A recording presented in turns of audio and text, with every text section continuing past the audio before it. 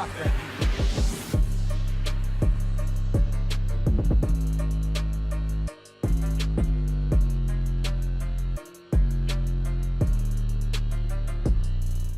everybody and welcome back to another video on the channel. Today we are talking about the last DLC for Spider-Man PS4, and I want to go ahead and start the video and say I hope everyone had an amazing new year. I kind of slept through New Year's and everything, even with all the fireworks going off like right next to my house and stuff like that. I slept through like the whole entirety of the rest of December 31st into New Year with January 1st. I slept through it, and that's because my sleep schedule was like all over the place. I was really tired, and I woke up like for a little bit. I was awake for a little bit to hear some of the fireworks, but I inevitably ended up falling back asleep. But I hope everybody had an amazing New Year. I know I certainly did for the time that I was awake and I spent with my family. You know, it was like any other day for me, but I imagine a lot of you celebrated in your own way wherever you live or wherever you are around the world. But we're not here to talk about that today. We're here to talk about the final DLC for Spider-Man PS4. And yes, it is the final DLC, sadly, for Spider-Man PS4. And part of me is kind of sad. Part of me is kind of sad, but another part of me is mostly excited because with the DLC finally now, ending with Silver Lining, that means we're going to be, expecting a new game sometime in the near future, hopefully. When will that be? I have no idea, but I won't be surprised if the game isn't just as good, if not better, than what we got with Spider-Man PS4 or Marvel Spider-Man 1. We're going to have to wait for a second game sometime in the future. But anyways, we're here to talk about Silver Lining. Today we're talking about Silver Lining, and it was like all the other DLCs, but I think this is probably the best out of all the DLC. Not to say like the DLC for this game was bad or anything, because if you play all the DLC back to back to back in just one continuous go, I feel like you have a strong enough story that is just as good as the base game. I've seen a lot of arguments saying like, "Oh, the base game was better than the base game was better than the DLC," but I think the DLC story is just as good as the main game. And I think the reason why I think people are saying that is because we had to wait month after month after month in order to actually able to get the full story. But I'm not gonna try to. I'm gonna try not to reveal or spoil anything revolving around the DLC. It has been a couple weeks. I had actually planned to do this review before the new year, but I guess now we're going to do it as the first video of the new year. But ultimately with this DLC, it kind of gives you what all the other DLC did with Turf Wars and the Heist, right? I almost forgot the name of the DLC, but like I said, Silver Lining is probably the best out of all of the DLC because we got a whole bunch of new enemy types, like kind of in a way. A lot of them are wearing Silver Sable International like armor, and they still have like the weaponry, of course, but they're a lot tougher, especially on the ultimate difficulty. I had a lot of problems playing on the ultimate difficulty for this DLC. I actually streamed it, and hopefully with the new year now being out, I'm gonna hopefully start streaming a lot more. But that's not what we're talking about.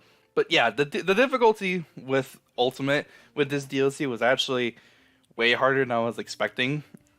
Not because like the main game playing with Ultimate difficulty was like easier or anything. It was still quite difficult. I still had to like pay attention to what I was doing. But ultimately, it was still a challenge. I really enjoyed that. The bases are all different, like how they should be, but they're different in ways that really surprised me. There was a lot of surprises with the DLC regarding towards side missions through the main story of the DLC, or even just like some of like the side activities that you end up doing. One of them actually has to involve with Yuri Watanabe, and it's basically just her origins as Wraith. I think it's Wraith. That's what she ends up becoming in the comics. And she's not in this DLC, or at least we don't physically see her in this DLC, but in her own way, she does, she's involved in one way or another. The activities are all, really fun and interesting to do, like they have always been with all the other DLC. The story is really good, and like I said, this is the best DLC out of all three of them that we got, and I'm going to go ahead and say that for the story as well. The story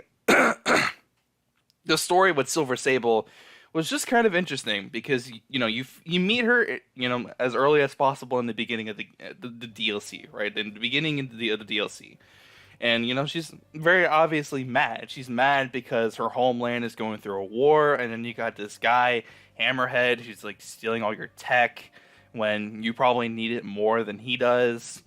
And it's like at that point, he actually ended up turning himself into a full blown like cyborg, and like he's huge, like even bigger than he already was before. You know, she's just obviously mad, and she doesn't want to trust anybody. But then, of course, eventually the DLC continues on. She ends up starting to trust Spider-Man, and they actually ended up teaming up in order to defeat Hammerhead at the ending of the game.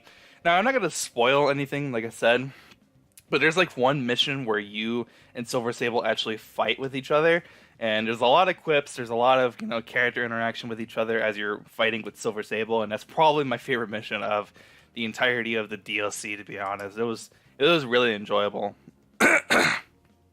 And the suits I think are really good, and here's my reasoning for it. So we got Cyber Spider, or Spider Cyborg, whatever you want to like call it. I actually don't really know the name of the suit, to be honest. I kind of forgot.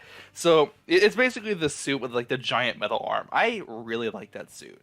I think it's one of the best looking suits that we got out of all of the DLC. I don't know why. There's just like something about it. Like Spider-Man, it's basically the classic suit, but he's got like a giant like metal arm, kind of like a think of it like Kano, like from Mortal Kombat. He's kind of like that guy. He's kind of got like a cybernetic like eye. I'm not really sure that that's like a cybernetic eye. There's just like a design choice. That there's something like to it. I don't really know like where it comes from the comics. And then of course he's got like the bandana, and the bandana actually moves. The bandana actually moves along with your character, where your character model looks really good. We got the Spider-Verse suit, and this is probably one of the best animated suits. I think it is the best animated suit in my opinion.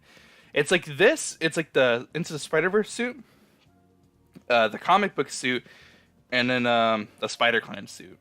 And, you know, maybe that's just me. Maybe some people had different opinions. But ultimately, those are, like, in the order of, like, all the animated suits, those are, like, the best to the worst. But they're all still really good, don't get me wrong. We basically got, like, an Alan Eichmann's, like, suit. I forget. I think it's Alan Eichmann or Aaron Eichmann. I think it was Aaron Eichmann. I don't remember the name of the suit. But that's probably, like, my least favorite suit of the DLC. And I think everyone's favorite suit of the DLC, which we all technically got for free, which was the Sam Raimi suit, or the web suit from the original Tobey Maguire Spider-Man movies. And, you know, I just have to say it, you know, Insomniac didn't have to do that. Insomniac didn't have to do that whatsoever, but they did. They gave us a suit that we all really wanted, and they had already planned for it. They had already planned to give us the suit in the first place. They just couldn't say anything. They had to get the rights to the suit. They had to make the suit, and there was just so much more to them actually putting the suit into the game. And then they finally did, and they gave it to us for free. And I'm really glad that they did that, because, you know, they finally got all the fucking like fanboys to shut the hell up about putting the suit in the game, but they had already planned to do it in the first place. They gave it to us for basically Christmas, and that was really cool. So I gotta give a round of applause for Insomniac for doing that, because that was really cool. I'm kind of stuttering all over my words in this video, and I kind of wish I would re-record, but I'm probably not gonna re-record because I already kind of am giving off my opinions about the DLC. So overall, the DLC is really good. You know, this is like the part where I'm like trying to like compose myself and trying to give my opinions about the DLC. So overall, the DLC is really good. All the activities are basically the same that we've done, but of course they're all completed. Like Screwball, we finally defeat Screwball. All the like side like activities with Yuri Watanabe, with like the recordings of what she had going on with like her therapist or whatever. You know, obviously some of the, like the Hammerhead bases. You know, a lot of it is really challenging, and if some of you want a challenge, then go ahead and just get the DLC for this game, because not only is the story really good, but it's a challenging DLC, especially if you're playing on the hardest difficulty. So overall, with all the DLC that we got for this game, you know, the heist, turf wars, and Silver Lining. Silver Lining is the best in my opinion, but overall, as a conjoined like 3-part DLC, along with like its story, it's really good. I think it's just as good as the main game. Some people are saying that it's not as good as the main game, but I have an entirely different opinion, and maybe that is just my opinion. But you know, this is the final DLC that we got, and I think they worked really hard on it, and I think they did a really good job. And I'm only going to be waiting even longer to see what they have in store for us with the next installment for the series. Because with how much money this game made and how well it did overall, because I think it won like Game of the Year over in Japan, like in Japan of all places, it won Game of the Year from what I heard. Um, there's no way that they're not going to make another game. There's no way that Sony is not, and Sony and it's just Sony, because they're the ones who own PlayStation and they also own Spider-Man. There's no way they're not going to make another game. Insomniac is going to be working really hard, and they were already working really hard with this game anyways. And again, I just had to give them a round of applause for making such an amazing game, and I can't thank them enough for making such an amazing game and just making the kid in me, the child in me, like so excited playing such an amazing Spider-Man experience. And I can't even wait for whenever we're gonna get another game with Spider-Man in the name from Insomniac. It's gonna be amazing. That's the end of the video though. I have a friend coming over later today, so I'm probably gonna have to try to get this video out as soon as possible. But regardless, I'm gonna go ahead and see you guys in the next video. If you did enjoy, be sure to leave a like. If you aren't, subscribe for more content just like this. I'll see you guys in the next one. Have a fantastic day. Happy New Year's. I'm out. Peace.